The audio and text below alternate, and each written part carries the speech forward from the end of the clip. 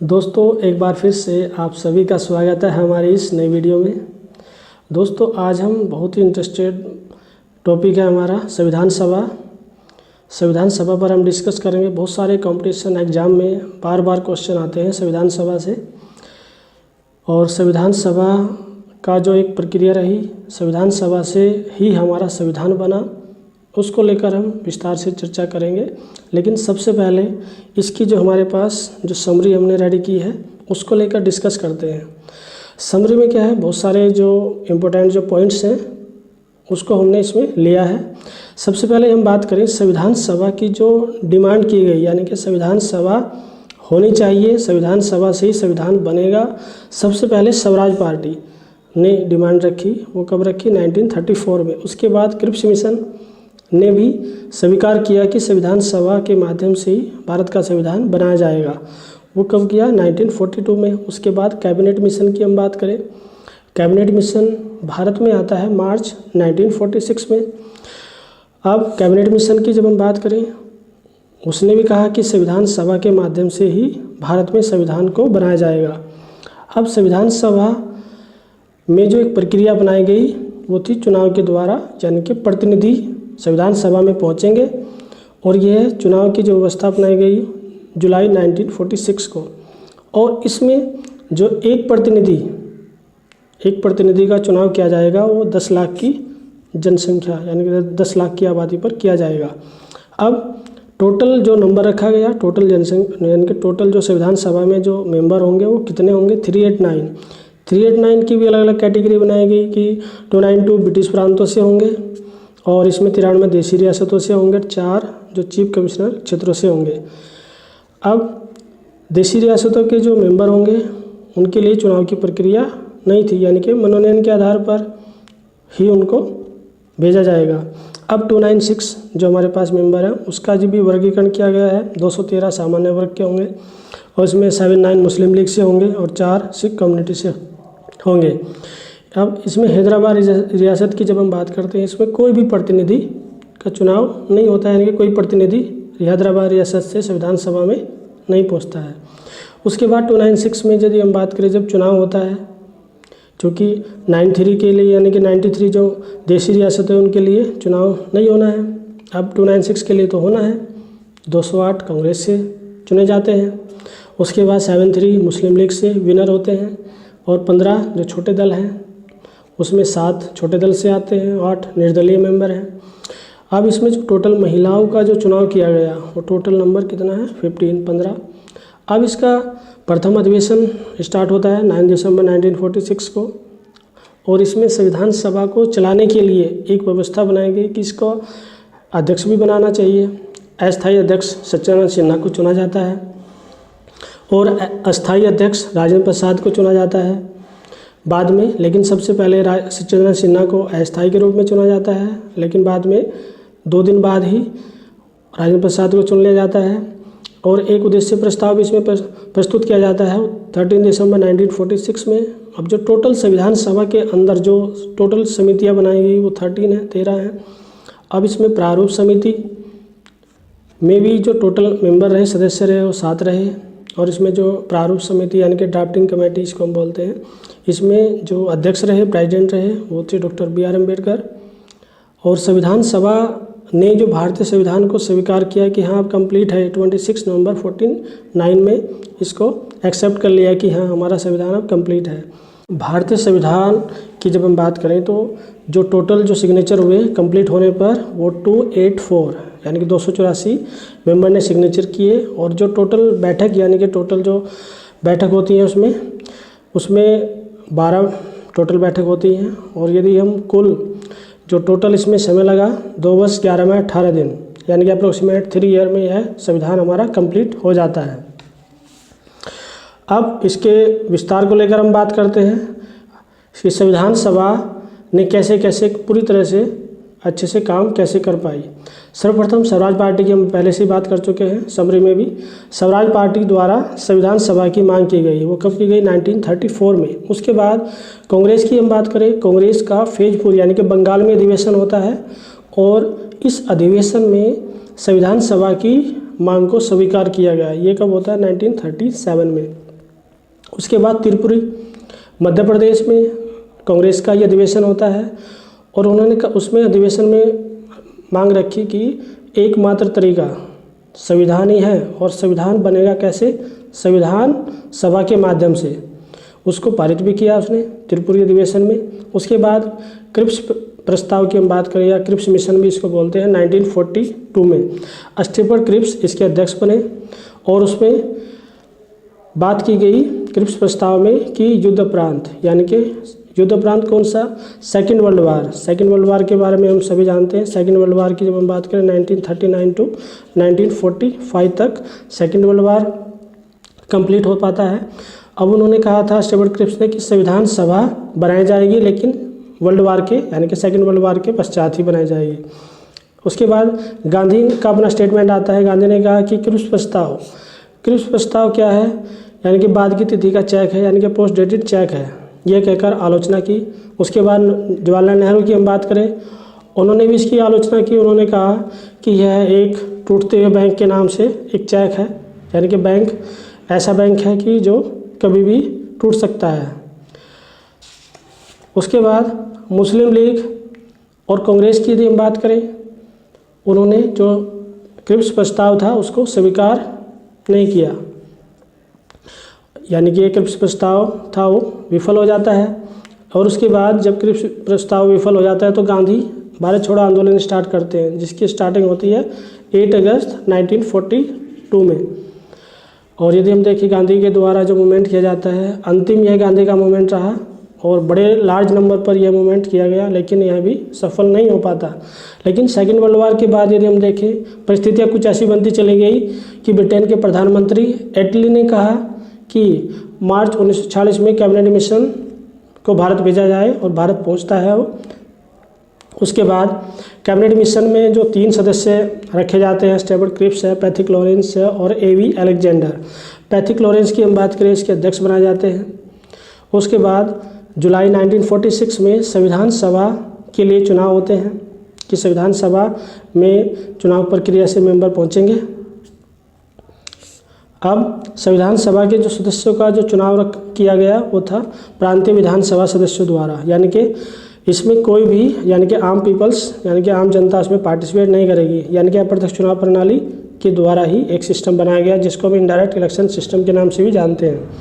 अब उसमें 10 लाख की आबादी पर एक प्रतिनिधि का चुनाव करना था और इसमें जो टोटल जो नंबर रखा गया, यानी कि टोटल जो संविधान सभा में जो सदस्य होंगे वो 389। इसमें भी अलग अलग इसका वर्गीकरण किया गया। 292 ब्रिटिश प्रांतों से होंगे, 93 देशी रियासतों से होंगे, 4 चीफ कमिश्नर क्षेत्रों से होंगे। अब 4 जो चीफ कमिश्नर क्षेत्र हैं वो कौन से होंगे, अजमेर, बलूचिस्तान, कुर्ग कर्नाटक में, दिल्ली, 4 इसमें रखे गए। उसके बाद 296 जो इलेक्शन के माध्यम से जो कैंडिडेट, इसमें यदि हम बात करें जो उसका वर्गीकरण किया गया कि कहाँ किन किन पर चुनाव होना है। 213 सामान्य वर्ग के लिए सुरक्षित कर दिए गए। उसके बाद 79 मुस्लिम लीग के लिए सुरक्षित किए गए, 4 सिख कम्युनिटी के लिए। अब इसमें जो सबसे इंटरेस्टेड बात है कि हैदराबाद रियासत से कोई प्रतिनिधि पार्टिसिपेट नहीं किया, यानी कि कोई प्रतिनिधि उसने नहीं भेजा हैदराबाद रियासत ने। अब 296 यानी कि 296 के लिए जो चुनाव होते हैं इसमें 208 कांग्रेस को मिल जाते हैं, 73 मुस्लिम लीग को मिल जाते हैं और 15 छोटे दल हैं, यानी कि इसमें निर्दलीय भी हैं 8 मेंबर, ठीक है ना। अब 93 जो प्रतिनिधि देशी रियासतों से हैं, ठीक है ना, तो टोटल जो नंबर हो जाता है 389। अब महिलाओं का जो संविधान सभा में जो चुनाव होता है, यानी कि महिला जो चुनी जाती है वो 15। उसके बाद जो प्रथम अधिवेशन स्टार्ट होता है अब 9 दिसंबर 1946 में स्टार्ट होता है। प्रथम अधिवेशन में जो उपस्थित सदस्य रहे 210। इसकी आखिरकार वजह क्या रही, 210 ही क्यों उपस्थित हुए? इसके पीछे सबसे बड़ा रीजन था कि मुस्लिम लीग संविधान सभा के माध्यम से नहीं चाहती थी कि कुछ हो पाए, ठीक है ना। तो मुस्लिम लीग भी एग्जिट हो गई, वो भी संविधान सभा में उपस्थित नहीं हो पाई। और इसमें जो रियासतें यदि हम बात करें 93 जो प्रतिनिधि थे वो भी उपस्थित नहीं हो पाए। अब इसमें कांग्रेस और छोटे दल या निर्दलीय यही उपस्थित हो पाए। अब जो संविधान सभा के जो व्यवस्था को चलाने के लिए अस्थायी अध्यक्ष के रूप में सच्चिदानंद सिन्हा को चुना गया 9 दिसंबर 1946 में, और अस्थायी अध्यक्ष राजेंद्र प्रसाद को चुन लिया गया। अब सच्चिदानंद सिन्हा को ही क्यों चुना गया? क्योंकि ये सबसे ज़्यादा सीनियर, ठीक है ना, सबसे ज़्यादा उम्रदराज कहें हम, ठीक है ना, सच्चिदानंद सिन्हा सबसे ओल्ड एज पर्सन व्यक्ति रहे। उसके बाद संवैधानिक सलाहकार VN राव को चुना गया। यदि हम बात करें VN राव की, यदि हम देखें जो संविधान का जो कच्चा मसौदा, सबसे पहले संविधान का जो स्ट्रक्चर प्रारूप VN राव के द्वारा ही तैयार किया गया था। इनका पूरा नाम बेनेगल नरसिंहा राव के नाम से भी इनको जानते हैं। उसके बाद संविधान सभा की जो कार्यवाही नेहरू द्वारा 13 दिसंबर यानी कि 13 दिसंबर 1946 को उद्देश्य प्रस्ताव से प्रारंभ की जाती है। उद्देश्य प्रस्ताव में आखिर क्या थे? उद्देश्य प्रस्ताव में बहुत सारे इम्पोर्टेंट विषय रखे गए, लिबर्टी वाला, संपूर्ण प्रभुत्व संपन्न सॉवरेनिटी, और उसके बाद रिपब्लिक यानी कि गणराज्य। प्रस्ताव एक्सेप्ट कर लिया जाता है कब? 22 जनवरी 1947 में। उसके बाद यदि हम देखें टोटल जो कमेटी रही वो थी 13 यानी कि 13। जो वाचन संख्या रही इसमें 3 अलग अलग जो टाइम पर, यानी कि जब से संविधान सभा पर चर्चा चलती रही तो वह काम करती रही थी। अब सब वाचन संख्या में क्या था, यानी कि वाचन में काम क्या किया गया? इसमें क्या था कि संविधान के जो भी प्रत्येक भाग थे उस पर बहुत विस्तार से चर्चा की गई। अब जो सबसे इम्पोर्टेंट यदि हम बात करें, बहुत सारे कंपटीशन में आता है प्रारूप समिति यानी कि ड्राफ्टिंग कमेटी का गठन कब किया गया? 29 अगस्त 1947। इसमें जो टोटल नंबर रहा वो था 7। अब जो 7 की यदि हम बात करें, इसके जो अध्यक्ष रहे वो थे डॉक्टर भीमराव अम्बेडकर। भीमराव अम्बेडकर पर जब हम बात करते हैं, भीमराव अम्बेडकर के बारे में जानना हमारे लिए बहुत ही ज़रूरी है। यदि हम देखें संविधान के जनक, संविधान के निर्माता इनको बोला जाता है। डॉक्टर BR अम्बेडकर की यदि हम बात करें, मध्य प्रदेश महू MP में पड़ता है, ठीक है ना, इनका वहाँ पर जन्म होता है। बहुत ही एक गरीब फैमिली से रहे, लेकिन यदि हम देखें एक इतनी प्रतिभा भारत में शायद किसी के पास हो, देखा जाए एक फिलोसफर, एक लेखक, एक धर्मशास्त्री, एक विधिवेत्ता, अर्थशास्त्री, राजनीतिज्ञ, समाज सुधारक, ऐसे बहुत सारे नाम से इनको उपाधि दी गई है।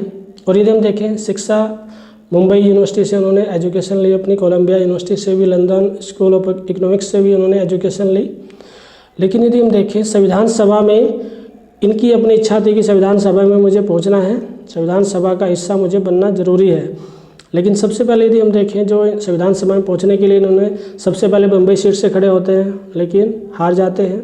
उसके बाद उन्हें लग रहा है कि अभी भी मुझे प्रयास करना है, लेकिन बाद में परिस्थितियाँ कुछ ऐसी बन जाती है कि कांग्रेस की इच्छा बिल्कुल भी नहीं है कि बाबा साहब यानी कि डॉक्टर BR अम्बेडकर संविधान सभा का हिस्सा बने। लेकिन मुस्लिम लीग उनकी सहायता करती है और पूर्वी बंगाल से उन्हें विनर घोषित करती है, यानी कि विजय, वहाँ पर उनकी सीट खाली कराती है वहाँ से और उनको विजय हो जाते हैं। उसके बाद संविधान सभा के सदस्य बन जाते हैं। लेकिन यदि हम देखें उसी टाइम पर भारत का विभाजन भी हो जाता है और वह सीट अब पाकिस्तान में चली जाती है। अब फिर सदस्य नहीं है डॉक्टर BR अम्बेडकर। उसके बाद BG खेर यानी कि बाल गंगाधर खेर के नाम से एक मुंबई के एक सदस्य हैं, उन्होंने कहा कि जयकर की जो मुंबई सीट है वो वहाँ पर है, उसकी सीट को खाली कराया जाता है और डॉक्टर BR अम्बेडकर को संविधान सभा में भेजा जाता है। अब यदि हम बात करें, इसमें जो टोटल नंबर रहा यानी कि 7 रहे। और देखा जाए जो संविधान सभा के जो मेन सबसे ज़्यादा जिम्मेदारी डॉक्टर BR अम्बेडकर के पास ही है। इन्होंने बहुत सारे देशों का संविधान स्टडी किया, उसके बाद संविधान पर वर्क कंप्लीट कर पाते हैं। उसके बाद भारतीय संविधान को हमने स्वीकार किया, यानी कि बहुत सारे जो इसमें टाइम भी लगा है, तो ये कंप्लीट हो जाता है 26 नवंबर 1949 को। और उसके बाद जो टोटल मेंबर ने यानी कि जो उस पर उपस्थित थे, जब ये कंप्लीट हो जाता है तो 284 मेंबर ने उस पर सिग्नेचर किए कि हाँ हम इस संविधान से सहमत हैं जो संविधान बना है। और टोटल जो बैठक की यदि हम बात करें, जो टोटल बैठक होती है 12 होती है। अंतिम बैठक 24 जनवरी 1950 में होती है और उसके बाद हमने 26 जनवरी 1950 को यह संविधान पूरी तरह से भारत में लागू कर दिया जाता है। यदि हम देखें टोटल जो समय रहा इस पर 2 वर्ष 11 माह 18 दिन, यानी कि अप्रोक्सीमेट लगभग 3 साल हमें इसमें लग गए बनाने में। और इसमें यदि हम देखें इसके हमने टोटल जो इसमें आर्टिकल की हम बात करें 395 है, 395 है, भाग 22 और अनुसूची 8। यदि हम देखें वर्तमान में हम देखें हालांकि बहुत सारे अमेंडमेंट करने के बाद बहुत सारे अनुच्छेद भी बदल गए। 450 के अराउंड में हमारे पास अनुच्छेद है, और यदि हम पार्ट की बात करें, भाग की बात करें, तो 25 अभी हमारे पास पार्ट है, और शेड्यूल अनुसूची की हम बात करें तो अभी 12 के हमारे पास अनुसूची है। और यदि हम देखें जो संविधान सभा ने जो भी अपना काम करना शुरू किया था, उस पर जो टोटल और संविधान बनने तक जो खर्च हुआ, लगभग 63,96,000 के आसपास खर्च हो पाता है। तो दोस्तों, आज हमने संविधान सभा यानी कि कॉन्स्टिट्यूट असेंबली पर ये वीडियो कंप्लीट किया है। मुझे आशा है, उम्मीद है कि ये वीडियो आपको ज़रूर पसंद आएगा, और इस वीडियो को आप अपने फ्रेंड्स के साथ में भी शेयर कीजिए ताकि उनको भी इस वीडियो का बेनिफिट मिल पाए। और आप हमारे चैनल को सब्सक्राइब कीजिए, लाइक कीजिए इस वीडियो को, ताकि आपको न्यू जो वीडियो आने वाली है उसका आपको नोटिफिकेशन मिलता रहे। Thanks for watching the video.